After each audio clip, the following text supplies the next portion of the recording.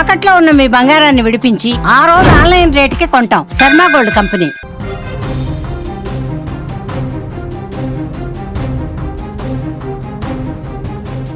పశ్చిమాసియా మరోసారి రణరంగంగా మారబోతుందా?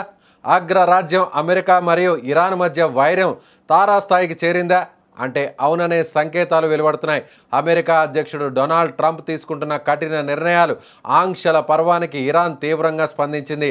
హర్మూజ్ జలసంధిని దిగ్బంధిస్తామని, ఇరాన్కు చెందిన నౌకలను కట్టడి చేస్తామని అమెరికా సెంట్రల్ కమాండ్ ప్రకటించిన నేపథ్యంలో ఇరాన్ ఒక పవర్ఫుల్ హెచ్చరికను జారీ చేసింది.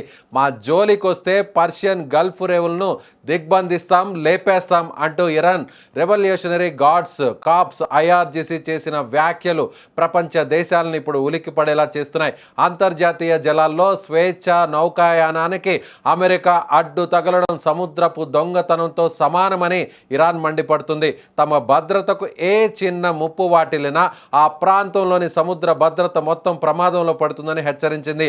భద్రత అనేది అందరికీ ఉండాలి, లేకపోతే ఎవరికీ ఉండకూడదు అని ఇరాన్ స్పష్టం చేయడం ద్వారా తాము దేనికైనా సిద్ధమేనని ట్రంప్కు సందేశం పంపింది. అమెరికా తమ ఓడరేవులపై ఆంక్షలు విధిస్తే తాము గల్ఫ్ ప్రాంతంలోని కీలక రేవులన్నింటినీ మూసివేస్తామని ఇరాన్ తేల్చి చెప్పింది. తమ ఓడరేవులకు ముప్పు ఉంటే ఈ ప్రాంతంలో ఏ ఓడరేవు సురక్షితంగా ఉండదని ఇరాన్ కఠినంగా హెచ్చరించింది. ఇకపై హర్మూజ్ జలసంధిలో తమ పర్యవేక్షణే కొనసాగుతుందని, శత్రు దేశాల నౌకలను అస్సలు అనుమతించబోమని స్పష్టం చేసింది. ఇరాన్ అనుమతి పొందిన నౌకలకు మాత్రమే హర్మూజ్ ద్వార ప్రవేశం లభిస్తుందని, మిగతా వారికి కఠిన పరిస్థితులు ఎదురవుతాయని హెచ్చరికలో పేర్కొంది. ఇరాన్ అమెరికా మధ్య శాంతి చర్చలు విఫలమవడం పశ్చిమాసియాను నివురుగప్పిన నిప్పులా మార్చింది.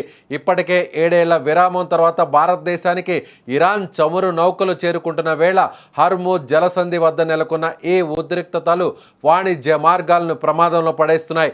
అమెరికా పట్టుదల, ఇరాన్ మొండి వైఖరితో ఈ ప్రాంతంలో యుద్ధ వాతావరణం నెలకొంది.